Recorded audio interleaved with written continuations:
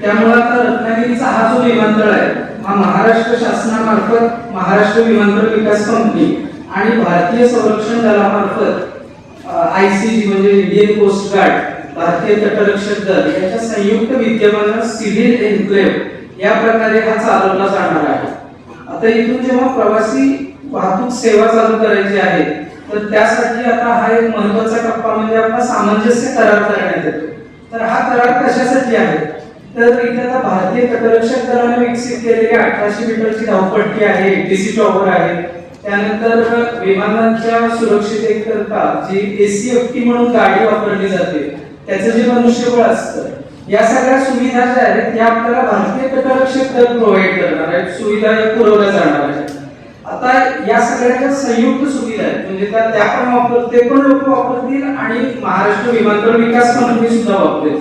तर अशा संयुक्त ज्या सुविधा सोयी सुविधा आहेत यांचा वापर कशा प्रकारे करायचा आहे त्याच्यात MADC ची जबाबदारी काय, कोस्ट गार्डची जबाबदारी काय, त्याच्यासाठी DGCA director general civil aviation आहे, bureau of civil aviation security आहे यांचे नॉर्म्स आहेत। कारण विमानतळ चालवणे ही थोडीशी कॉम्प्लेक्स प्रक्रिया असते तर यांच्या SOPs कशा पालन केल्या जाणार आहेत त्याच्यात काय मतभेद झाले तर लवादाची प्रक्रिया कशा प्रकारे असेल या सगळ्याचा एक लिखित दस्तऐवज म्हणजे हा सामंजस्य करार आहे। दळणवळणाप्रमाणेच सुरक्षेच्या दृष्टीने देखील अत्यंत महत्त्वाचं असं हे एक पाऊल।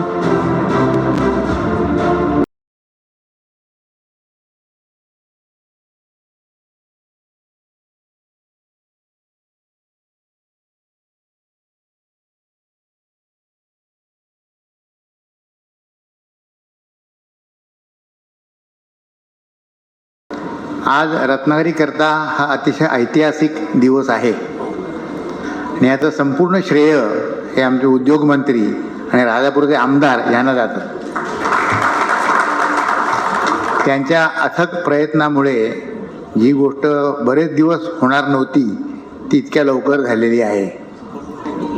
रत्नागिरीमध्ये ह्याच्या आधी पहिल्यांदा एक मला वाटतं गोल्डन सन एव्हिएशन नावाची एक विमानसेवा होती, त्याच्यानंतर वायुदूत होती, पण त्यावेळेला तो एअरपोर्ट जो होता तो इतका टेक्नॉलॉजिकली परफेक्ट नव्हता, त्याच्यामुळे ती फक्त दुपारी द्यायची आणि दुपारी जायची। त्यामुळे रत्नागिरीच्या लोकांना सकाळी जाऊन मुंबईची कामं पूर्ण करून परत संध्याकाळी परत येण्याची सुविधा त्यावेळेला नव्हती। ती माझ्या मते आता त्याची सुरुवात होईल। त्याचबरोबर रत्नागिरीमधून पुणे आणि रत्नागिरीमधून गोवा ही पण सुविधा सुरू होईल।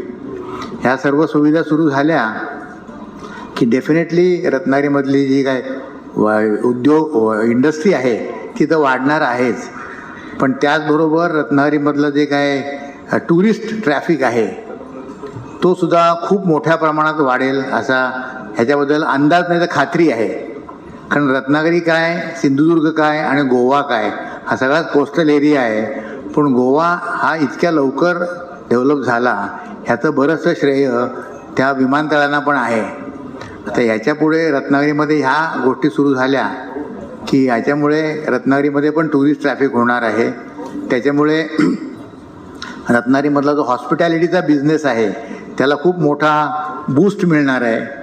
इंडस्ट्रीमध्ये सुद्धा उद्योगमंत्र्यांच्या अथक प्रयत्नामुळे इथे काहीतरी मायक्रोचिप वगैरे असे उद्योग येणार आहेत तिकडे सगळे, तर त्या सगळ्या उद्योगांना ह्यामुळे आता कोणत्याही प्रकारची अडचण येणार नाही। पूर्वी मला आठवतं आहे की तुम्ही कुठे काम करता, रत्नागिरी म्हटलं की लोकांच्या डोक्याला आठ्या पडायच्या, तर तिथे जायला इतका वेळ लागतो, यायला इतका वेळ लागतो, फोन चालत नाही, अमुक नाही, ह्या मी 70 ते 80 मधल्या गोष्टी बोलतोय। परंतु तरीही त्यावेळच्या रत्नागिरीच्या काही लोकांनी चिकाटींनी हे व्यवसाय इथे उभे केले। आता तर खूप त्या सगळ्या अडचणी नाही आहेत, पण कदाचित काही नवीन अडचणी पण येऊ शकतील. पण जिथपर्यंत आमचे उद्योग मंत्री आणि आमदार इथे आहेत तिथपर्यंत या सगळ्या अडचणींना ते नक्कीच आम्हाला सगळ्यांना मदत करतील. माझ्या सगळ्यांना शुभेच्छा आहेत. नमस्कार. आज रत्नागिरी आणि संपूर्ण कोकणासाठी एक अत्यंत आनंदाचा आणि एक ऐतिहासिक दिवस आहे. इंडियन कोस्ट गार्ड आणि MADC याच्यात आज होणारा हे MOU तटरक्षक दलाच्या धावपट्टी नागरी प्रवासी विमानाच्या उडाणासाठी वापरण्यास परस्पर सहमती आज आपले समोर होत आहे. यामुळे अनेक दशकानंतर रत्नागिरीतून नियमित प्रवासी विमानसेवा सुरू होण्याचा मार्ग आज मोकळा होत आहे. इंडियन कोस्ट गार्ड चे हे जे हवाई पट्टी आहे ही आपला किनारपट्टीच्या पहारेकरीसाठी काही वर्षापासून उभा आहे. आपले जिल्ह्यामध्ये सागरी गस्त असेल, मच्छीमार बांधवांचा रक्षण असेल, शोध बचाव मोहीम असतील, जवानांची आणि हा सगळ्यामध्ये आपले जवानांनी जे बजावलेला कामगिरी आहे याच्यासाठी रत्नागिरी आणि कोकणाच्या प्रत्येक नागरिक ऋणी आहे. परंतु आजच्या ह्या करार नक्की सिव्हिलियन आणि कोस्ट गार्ड पार्टनरशिपमध्ये एक महत्त्वाचा पाऊल आहे. आता रत्नागिरीच्या एअरपोर्टचं जे डेव्हलपमेंट आहे तो पण शेवटच्या टप्प्यावर आहे. पुढचे काही दिवसामध्ये हे फायनल जे डेव्हलपमेंट आहे ते संपणार आणि त्याच्यामुळे रत्नागिरीमध्ये एक मोठ्या प्रमाणात इंडस्ट्री असेल, टुरिझम असेल, आपल्याकडे आंबाची मोठ्या प्रमाणात जे आपला हापूस आंबा आहे त्याला एक्सपोर्ट किंवा त्याला दुसरे शहरामध्ये पोहोचवायची असेल, त्याचबरोबर आपल्याकडनं जे फिशरी प्रोडक्शन असतो त्याला पण जे वाढ या हवाई जे कनेक्टिव्हिटी आपल्याकडे आता सुरू होतीये त्याच्यामुळे मिळणार आहे. नक्की हा प्रश्नचा एक मोठा एक जे कडी होती त्याला आपण आज पूर्ण करणार आहे. याबद्दल मला इंडियन कोस्ट गार्डला मनापासून आभार आणि त्याचबरोबर पुढे MADC कडनं जे ऐतिहासिक करार आपल्याकडे होत आहे आणि याच्यामध्ये जे डेव्हलपमेंट का काम आहे त्याच्यामध्ये प्रशासन म्हणून आपले सर्व अधिकारी याच्यामध्ये पूर्णपणे त्याचा सहकार करणारे त्याबद्दल मी सर्वांना अश्योरेंस देतो. भारतीय तटरक्षक बल भारत के समुद्र हितों की रक्षा, समुद्री सुरक्षा और संरक्षण सुनिश्चित करने, समुद्री पर्यावरण के संरक्षण तथा समुद्री समुदाय को आवश्यक सहायता प्रदान करने के लिए अपने दायित्वों के प्रति सदैव प्रतिबद्ध है. बदलती समुद्री चुनौतियों के साथ हमारी जिम्मेदारियां भी बढ़ती जा रही हैं. ऐसे समय में राज्य सरकार की एजेंसियों तथा सार्वजनिक क्षेत्र के उपक्रमों के साथ साझेदारी का महत्व और बढ़ जाता है. MADC के साथ यह सहयोग हमारी क्षमताओं को सुदृढ़ बनाने तथा राष्ट्रीय हित में हमारी समग्र तैयारी को और अधिक सशक्त करने के लिए दोनों संस्थाओं की साझा प्रतिबद्धता का प्रतीक है. आजचा हा समारंभ केंद्र शासन, महाराष्ट्र शासन आणि स्थानिक प्रशासन यांच्यातील उत्कृष्ट समन्वय आणि परस्पर सहकार्याचे जिवंत उदाहरण आहे. अशा एकात्मिक प्रयत्नामुळेच महत्त्वाकांक्षी विकास प्रकल्प यशस्वीपणे प्रत्यक्षात साकार होतात. रत्नागिरी नागरिक विमानतळ टर्मिनलच्या विकासासोबतच आपला सर्वांवर काही महत्त्वाच्या जबाबदाऱ्या पण येणार आहेत. आपण सर्व रत्नागिरीकरांनी लष्करी आणि नागरी विमान वाहतुकासाठी स्वच्छ, सुरक्षित आणि अनुकूल वातावरण कायम राखण्याची जबाबदारी पार पाडली पाहिजे. आपल्या कार्यक्षेत्रात स्वच्छता राखून पक्ष्यांमुळे होणारा विमान अपघातांचा धोका शून्यावर आणण्यासाठी आपण सर्वांनी एकत्रितपणे प्रयत्न केले पाहिजेत. भारतीय तटरक्षक दलांच्या वतीने मी आपणास विश्वास देतो की ही भागीदारी कार्यक्षमता, व्यवसायिक उत्कृष्टता आणि परस्पर हित संबंधाचे आदर्श उदाहरण ठरेल यासाठी आम्ही सदैव कटिबद्ध राहू.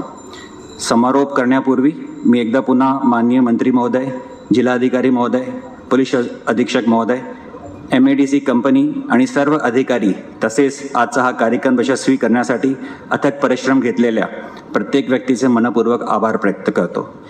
धन्यवाद. जय हिंद. आपल्याला आश्चर्य वाटेल की अमेरिका सारखी महाशक्ती, एक जो इतका मोठा देश आहे, आपण कल्पना करू शकतात की अमेरिकामध्ये किती एअरपोर्ट्स आणि एअर स्ट्रिप्स असणार? मीच सांगतो 19,500 एअरपोर्ट्स आहेत. अमेरिकामध्ये एकूण एअरपोर्ट्सची संख्या 19,500. आता आपल्याला वाटेल ठीक आहे, America is a large country, 19,500 म्हणजे काय. आता मी भारताचा नंबर सांगतो. We are a very large nation. आपल्याकडे 487 एअरपोर्ट्स आहेत. आता 19,500 airports versus 487 airports and running air strips. अमेरिकामध्ये प्रत्येक छोटे शहराला every small town has its own airport.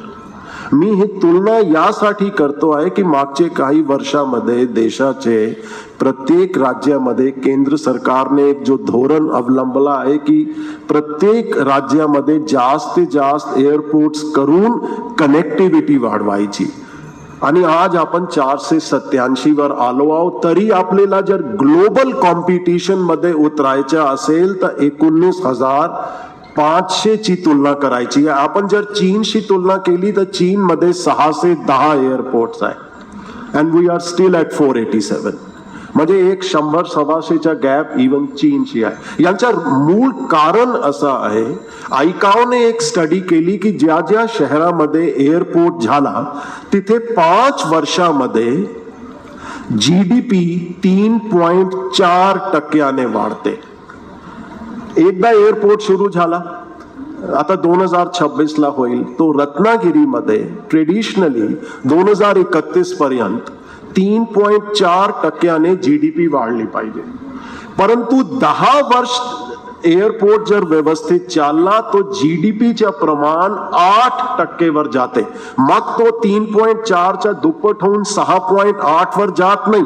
It jumps to 8%. कारण एकदा एअरपोर्ट आल्यावर इंडस्ट्री, एक्सपोर्ट्स आणि त्याशिवाय रत्नागिरी सारखे जिल्ह्यामध्ये टुरिझमचा प्रचंड जो पोटेन्शियल आहे त्यांना किती मोठी चालना मिळू शकते यांची आपण कल्पना आज करू शकत नाही. यू कॅन इमॅजिन की पुढचे 5 वर्षामध्ये रत्नागिरीचे ग्रॉस डोमेस्टिक प्रोडक्ट मध्ये 3.5% वाढ किती मोठी होणार. परंतु 10 वर्षामध्ये ती 6.8 वर ना जाता डायरेक्ट 10% वर जाईल. सर्वात जास्त हॉटेल इंडस्ट्रीला चालना मिळणार, फिशरीजला चालना मिळणार. अल्फॉन्सोचे एक्सपोर्ट्स आपले कुठेचे कुठे गगनाला जाऊ शकतात. काजू सारखा जो आपला अत्यंत चांगला एक्सपोर्ट आयटम आहे त्यांचे एक्सपोर्ट्स मध्ये वाढणं होऊ शकते. आणि राज्याचे उद्योग मंत्री जिल्ह्याचे आहे, इंडस्ट्रीजला किती वाव मिळू शकते यांची कल्पना आपण करा. तो एक एअरपोर्ट म्हणजे फक्त ट्रान्सपोर्ट आणि टॅक्सी आणि एक प्लेन लँड झाला. इथे एअरपोर्ट संपत नाही, एअरपोर्ट इथून सुरू होते सारा.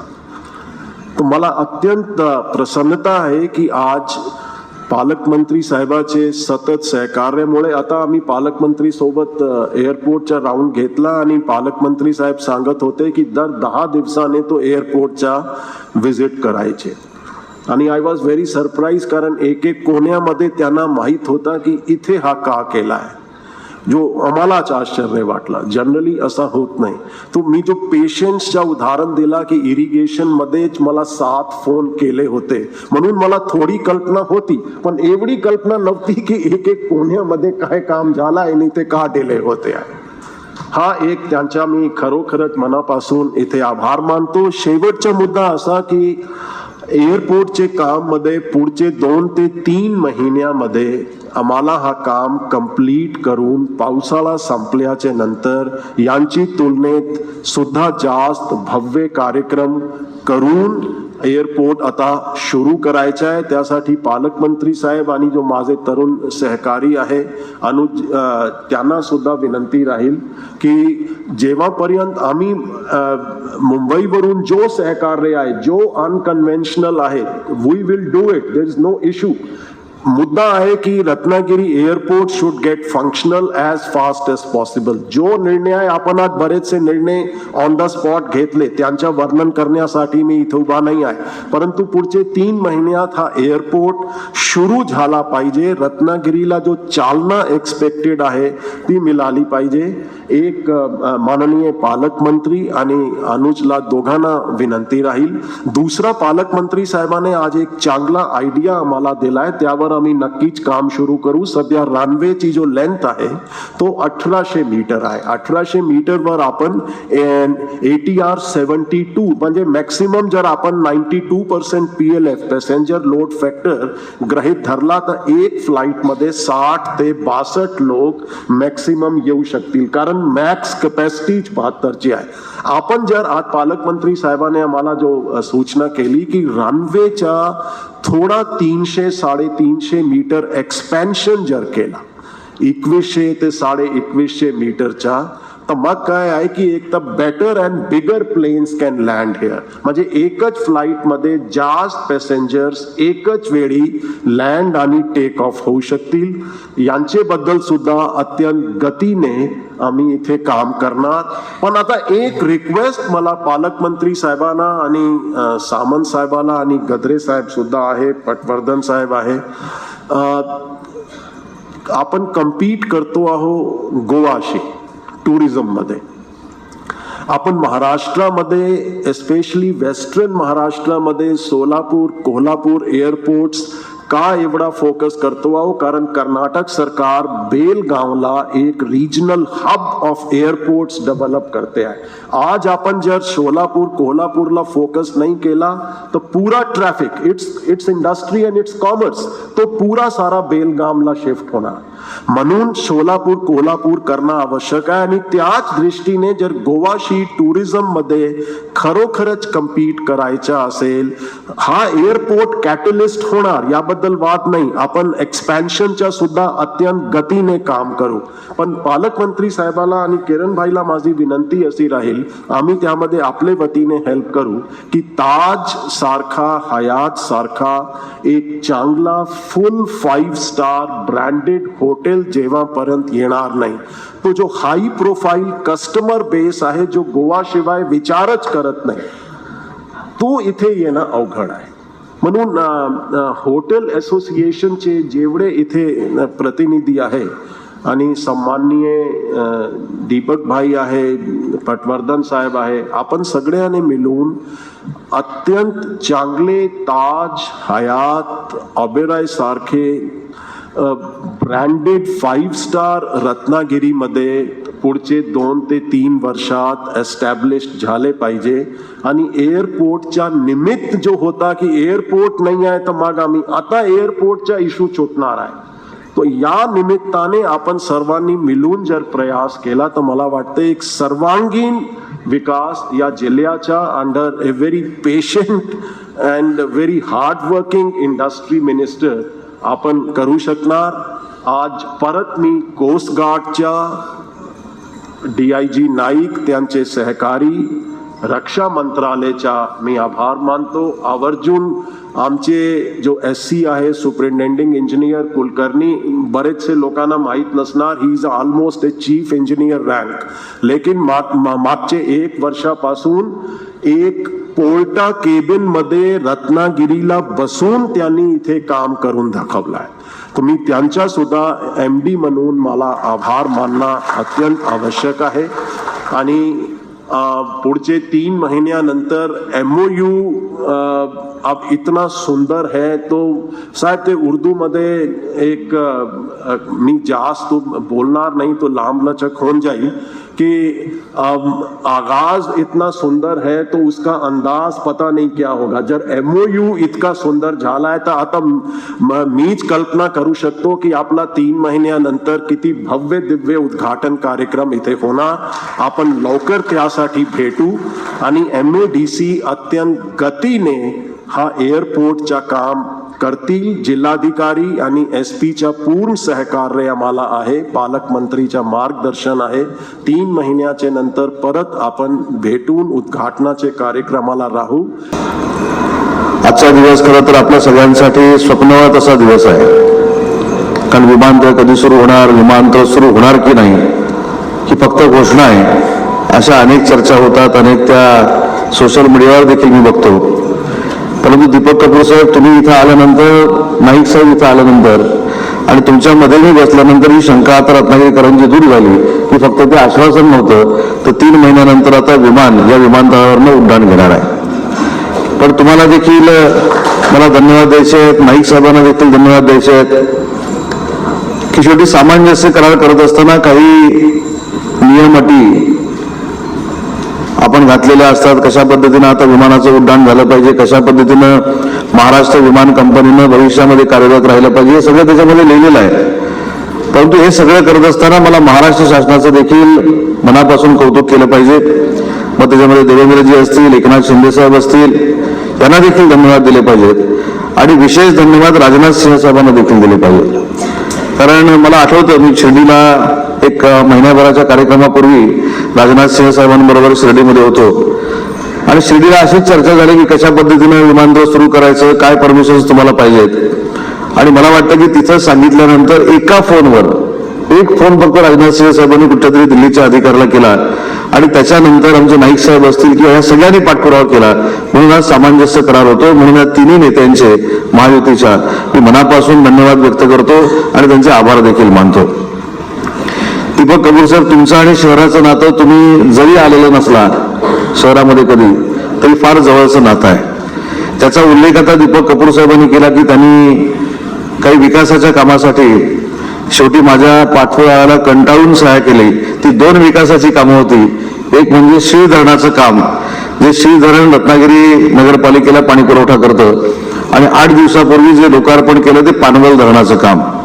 या पानवल धरणाला आणि शीळ धरणाला जे मला पैसे मिळाले, शासनाचं तर कौतुक आहेच आहे, आम्ही सगळे शासनामध्येच काम करतो, परंतु अधिकारी जर सकारात्मक असला तर नियमाच्या चौकटीमध्ये कशा पद्धतीनं काम बसवतो हे दीपक कपूर साहेबांनी सगळ्या IAS ऑफिसरना दाखवून दिलं. म्हणूनच शिल्पाताई, या रत्नागिरी शहराला जे पाणी मिळणार आहे त्याचं कारण हे दीपक कपूर साहेब आहेत, ज्यांनी सांगितलं की मी 7 वेळा फोन केला.